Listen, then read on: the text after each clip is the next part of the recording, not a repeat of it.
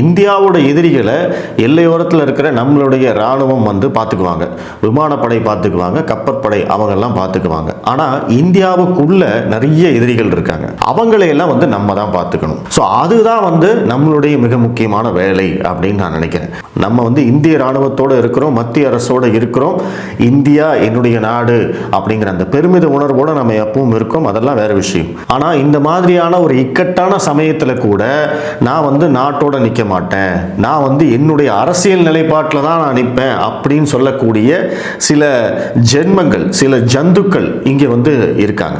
அவங்கெல்லாம் கடந்த 2 நாட்களாக என்ன பண்ணிட்டு இருக்காங்க அப்படின்னா, போரே வேண்டாங்க, போர்னா என்னன்னு தெரியுமா, போர்னால எவ்வளவு பெரிய பிரச்சனை வரும் தெரியுமா, நம்ம வந்து போர்லாம் செய்யவே கூடாது, அமைதி தான் நம்மளுடைய வழி அப்படின்னு சொல்லி ஒரு பிரச்சாரத்தை முன்னெடுத்துட்டு இருக்காங்க. இது எப்ப இருந்து இந்த பிரச்சாரம் ஆரம்பிச்சது?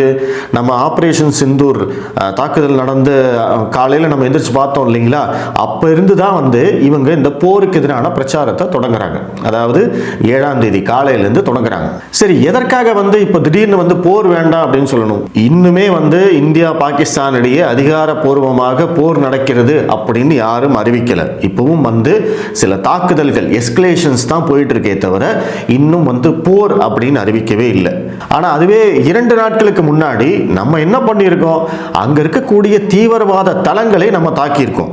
இப்போ வந்து காஷ்மீர்ல வந்து பயங்கரவாத தாக்குதல் நடந்த போது இவங்க எல்லாரும் என்ன கேட்டாங்க, ஏன் உங்களால தீவிரவாதிகளை தடுக்க முடியல, ஏன் வந்து அங்க பாதுகாப்பு ஏற்பாடுகள் குறைபாடு ஏற்பட்டுச்சு, எப்படி இத்தனை தூரம் வெளியில அவங்க வந்தாங்க, இந்த மாதிரி கேள்விகள்லாம் கேட்டாங்க இல்லையா?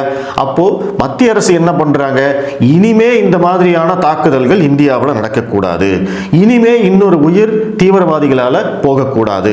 அப்ப அதுக்கு என்ன பண்ணணும், தீவிரவாதிகளுடைய ஆணி வேற அப்படியே புடுங்கி வீசிடணும் அப்படின்னு முடிவு பண்ணித்தான் இந்த ஆபரேஷன் சிந்தூர் அப்படிங்கிற ஒரு தாக்குதலை நடத்துறாங்க. ஆனா அதை கூட வந்து இவங்களால ஏத்துக்க முடியல.